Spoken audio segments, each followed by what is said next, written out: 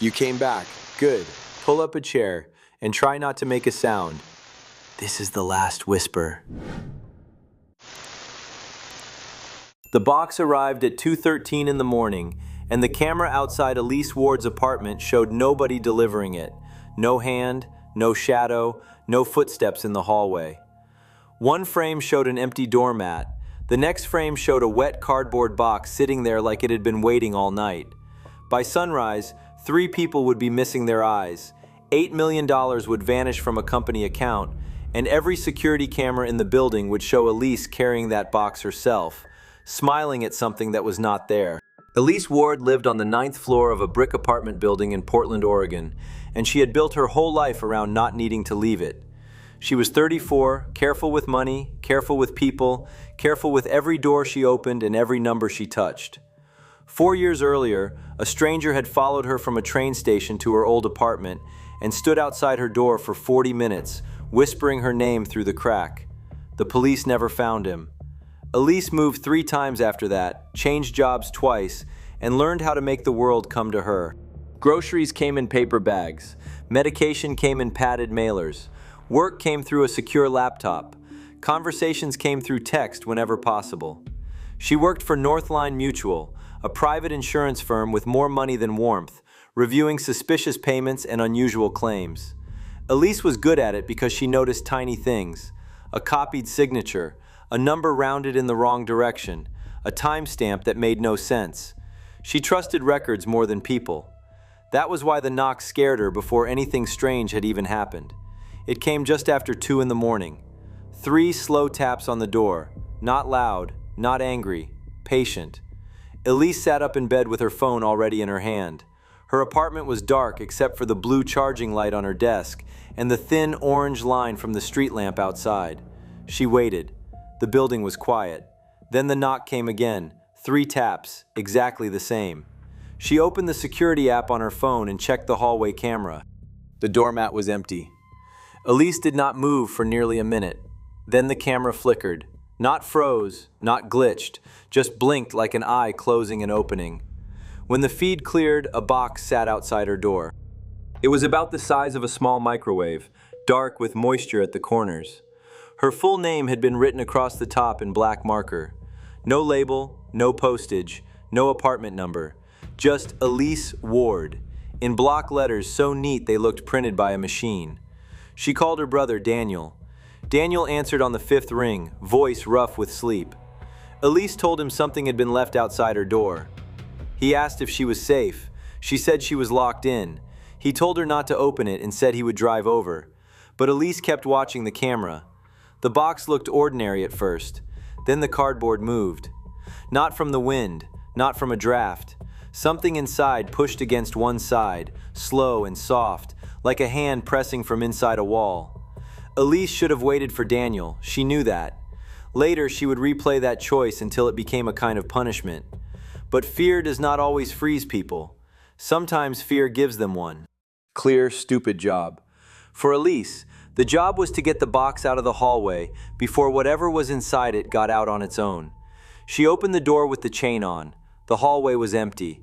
The air smelled damp, like a basement after rain. She dragged the box inside with one hand, shut the door, locked it, and stood there listening. There was a faint scraping from inside.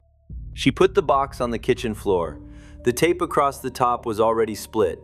She touched the flap with the tip of a knife and pulled it back. Inside was a glass tank. It had black soil at the bottom, a few pieces of bark, a shallow dish of cloudy water, and one small amphibian sitting on a stone.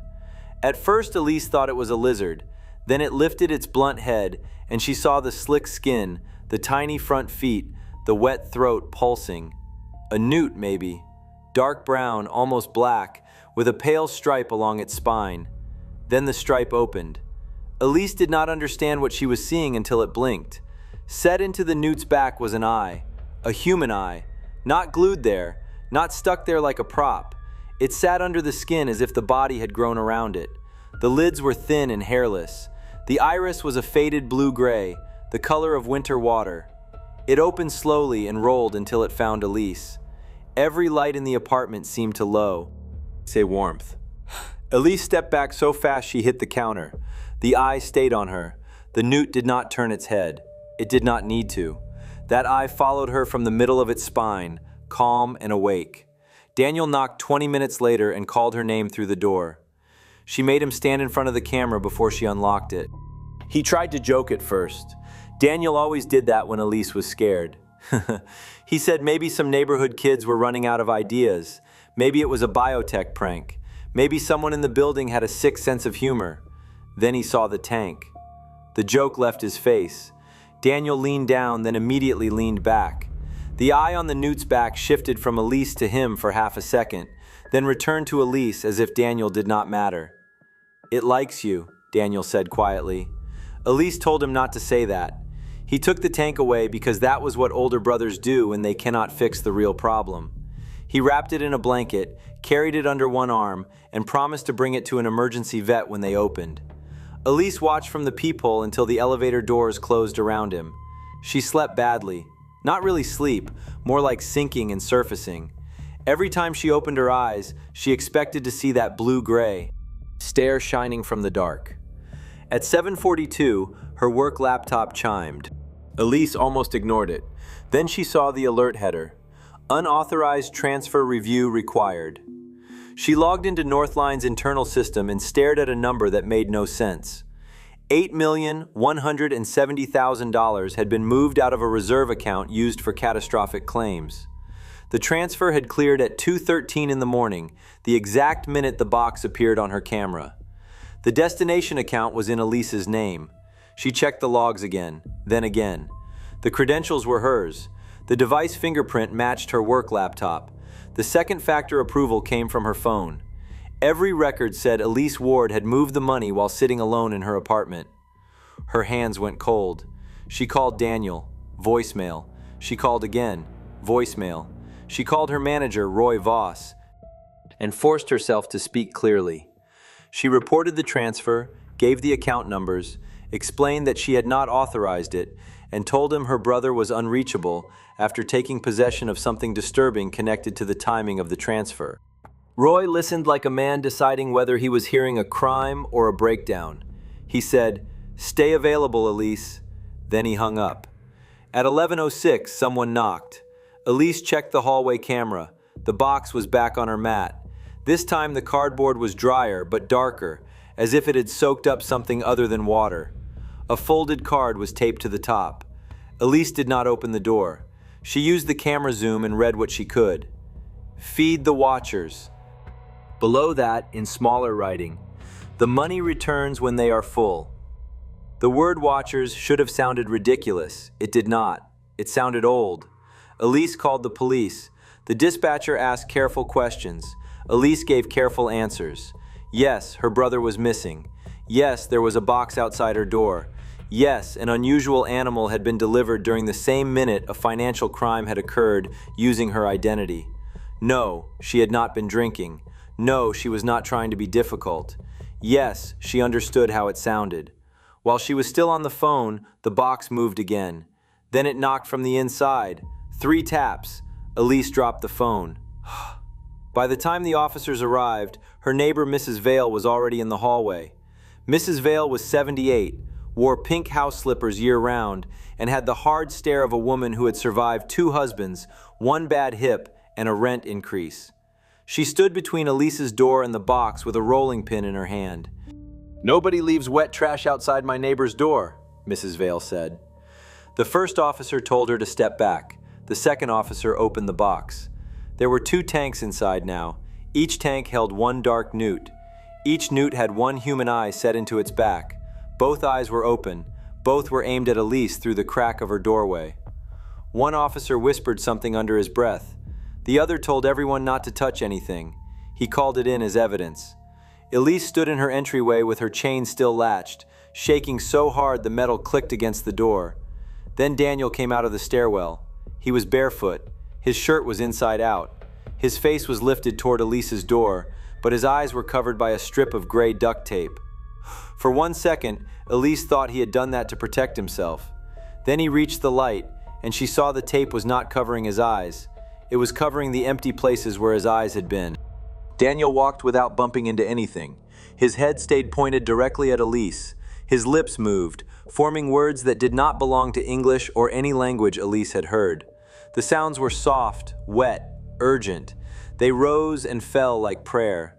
The hallway became chaos. Mrs. Vale screamed. One officer grabbed Daniel before he reached the door. Daniel did not fight like a drunk man or a scared man. He simply kept moving forward, steady and determined, as if the officer was only heavy weather. The other officer called for paramedics. Daniel kept speaking. Elise heard her name inside those sounds, not spoken exactly, folded in, hidden there like a face behind frosted glass. The paramedics took Daniel away. He never stopped turning his head toward Elise. Even when they strapped him down, even when the elevator doors closed, his ruined face stayed angled at her apartment until the metal cut him from view. The police took the tanks. They took the note. They took Elise's statement. They asked for access to the hallway footage. Elise gave them everything because records were supposed to help. Records were supposed to tell the truth. That evening, the records turned against her. At 6:30, Roy from Northline called with legal counsel on the line. Elise was told the company had traced the transfer. Her laptop had been active. Her access token had been valid. The receiving account had been opened years earlier, not recently, which made the crime look planned. They had also obtained building footage from 2:13 in the morning. Roy said, "Elise, the camera shows you placing the box outside your own door." Elise stopped breathing for a moment. He continued, "It shows you leaving your apartment, carrying the box, setting it down, knocking 3 times, and going back inside." Elise said she had not left her apartment. The lawyer asked if she had any history of sleepwalking. Elise ended the call. She opened the camera archive herself. The file was there. She watched it with both hands over her mouth. In the video, her door opened at 2:13. Elise stepped into the hallway wearing the same clothes she had worn to bed. She carried the wet cardboard box in both arms. Her face was slack, almost peaceful. She set the box on the mat, knocked 3 times, then looked straight into the hallway camera and smiled. It was her face. But Elise had never smiled like that in her life. Behind video Elise, inside the dark apartment, dozens of small pale eyes opened near the floor. The feed cut out. Elise slammed the laptop shut and backed away from it. Her apartment suddenly felt crowded. Every shadow under every chair seemed too deep. Every vent looked like it might blink. Mrs. Vale knocked an hour later, very gently, and said she had made soup. Elise opened the door because she trusted that woman more than any officer, any lawyer, any camera. Mrs. Vale stepped inside, locked the door behind her, and put the soup on the counter. "People are stupid when they get scared," she said. "So we are going to be useful instead." She made Elise sit. She called hospitals until they found Daniel. He was alive, sedated, and under guard because he had attacked 2 nurses without seeing them. Mrs. Vale called a cousin who used to work in archives at the county courthouse. Then she called a priest she did not like but trusted in emergencies. Then she made tea. For almost 1 hour, Elise believed she might survive the night. Then someone knocked from inside the apartment. 3 taps. It came from the bathroom. Mrs. Vale picked up the rolling pin again. Elise begged her not to go near it. Mrs. Vale told Elise to stand behind her and open the bathroom door with the end of the rolling pin. The tub was full of soil, not a little soil, not dirt tracked in by shoes. The bathtub was packed nearly to the rim with black, wet earth. Thin roots crawled over the porcelain. The mirror above the sink had fogged from the inside, and written across it in a finger-width smear were 3 words: "She is hungry." Something shifted under the dirt. Mrs. Vale stepped back. The bathroom light burst with a sharp pop, and in the darkness under the tub, eyes opened. Not 2, not 4. Too many to count in that first stunned second. Blue-gray eyes, human eyes, all staring at Elise. Mrs. Vale said, "Do not look at them." Her voice was calm, but Elise saw the old woman's knuckles whiten around the rolling pin. They backed into the living room. The apartment door would not open. The deadbolt turned, the chain lifted, the handle moved, but the door held in its frame as if the hallway had been bricked up outside. Elise's phone lit on the table. A message from Daniel. No words, just a photo. It showed Daniel's hospital bed from above. His wrists were restrained. His face was turned toward the camera. Beside his bed sat a glass tank. Inside it were 4 newts, each with an eye on its back. Below the photo came a line of text. "They see better without us." Elise threw the phone across the room. Mrs. Vale did not scream. She took Elise by the shoulders and forced her to meet her eyes. "Listen carefully," she said. "Whatever this is, it wants witnesses. It wants people to look, so we do not give it that."